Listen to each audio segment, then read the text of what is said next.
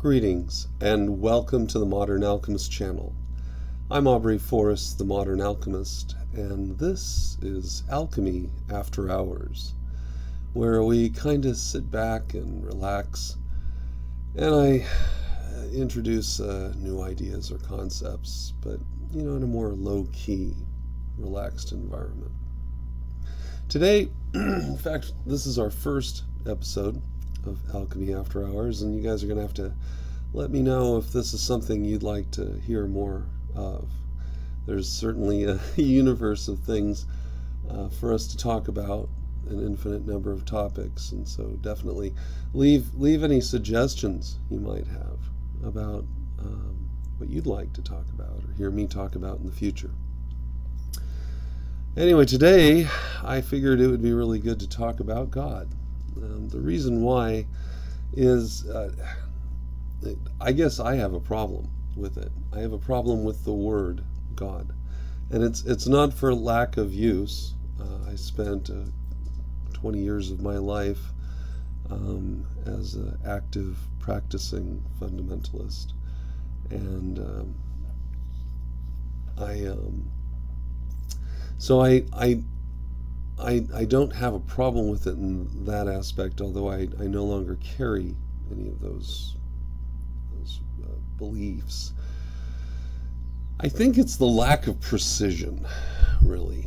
I think that's it that bothers me. That when I say God, or I read the word God in a text, and the reason I'm mentioning all this is because as we're working our way through various alchemical texts, whether it's Manly P. Hall, which I was going to read some quotes from in the next video, and the quote section that I had selected right at the very beginning, it starts talking about God, and I'm just like, man, it is so imprecise, because that word, it means so much to so many different kinds of people. I guarantee you there are a billion people on the planet right now that if I said that word to, they would describe that being differently than I am thinking of in my mind.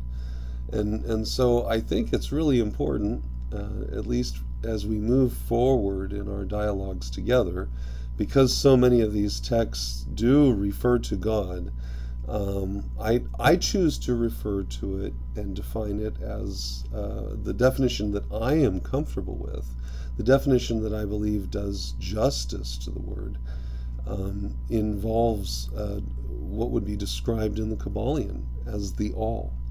That for me represents God, and it is of incalculable size, and yet the same pattern which exists on the macroverse exists within us, infinitely small. And we're going to talk about that as well. We've started talking about this in our discussion of directions, and I did that because I wanted to establish a paradigm for us of thought that then we could latch onto, grab a toehold, and then see where we can climb from that purchase. So I get really uncomfortable when I read these texts and they're talking about God. And I'm thinking to myself, because my belief system, I absolutely do not subscribe in any way, shape, or form to the idea or notion that we as a race require redemption, from an immortal and infinitely powerful intermediary, something which I had spent 20 years of my life actually, striving towards achieving a relationship with that being, and and recognizing in the end that was all projection. That's my opinion. You guys are welcome to believe what you want, and that's the beauty of it. Like I said, my definition of God, I guarantee you, there are a billion people on this planet that will probably think slightly differently or dramatically differently from what I'm thinking. When I was a practicing Mormon, many of you may or may not realize, but their conception of God has a location. that God is a resurrected being who's undergone a similar process that we've undergone, and that through the course of that process, divinity is bestowed, right? And so for them, God has a place you can reach out and touch him and point in the direction that God exists.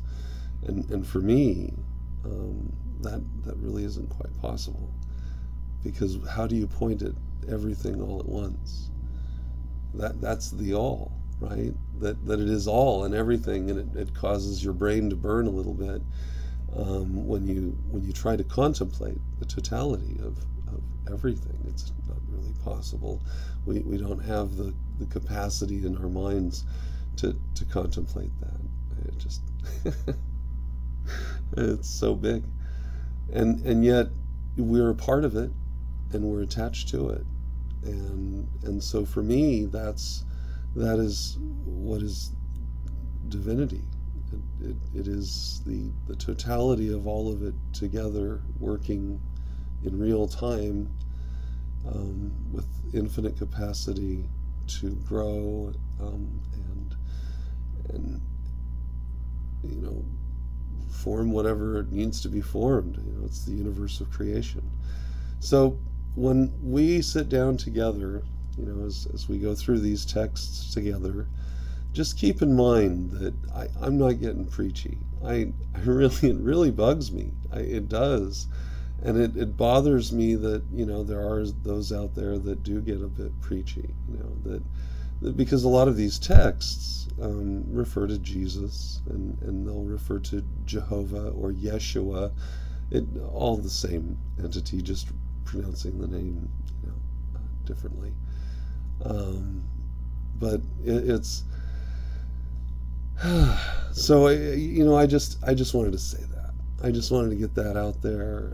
I wanted to allow all of us, if any of you needed some breath, because for me it's intense, but that's my background, and so I see weight to the word. If anything would help you, I like that the word God can be distilled into an acronym of generation, operation, and dissolution. And so that then gives you an alchemical descriptive, that gives you an alchemical relationship, and it also gives you that Trinity. That also gives you your three sons, and in Hindi it would be Brahma, Vishnu, and Shiva. So functioning together as a singular principle.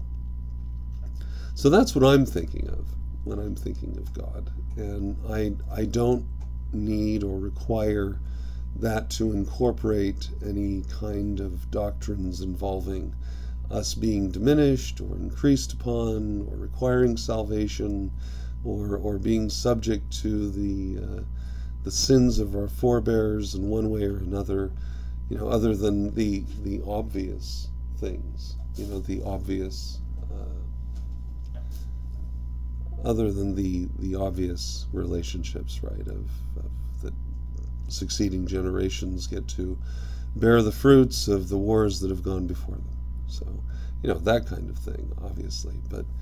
But other than that, no, I don't see the need for us to have a savior or any discussion or dialogue in that regard. And for me, as an astrotheologian, those narratives are descriptive of other activities, and I think that we overly identify with those things, out of a need to take upon ourselves some kind of blame. Anyway, that's it. That's it for tonight. Alchemy After Hours. I just wanted to briefly talk, and if this is something that you would enjoy, and if you'd enjoy lengthier episodes, you let me know. I'm Aubrey Forrest, the Modern Alchemist. I'll be talking to you soon.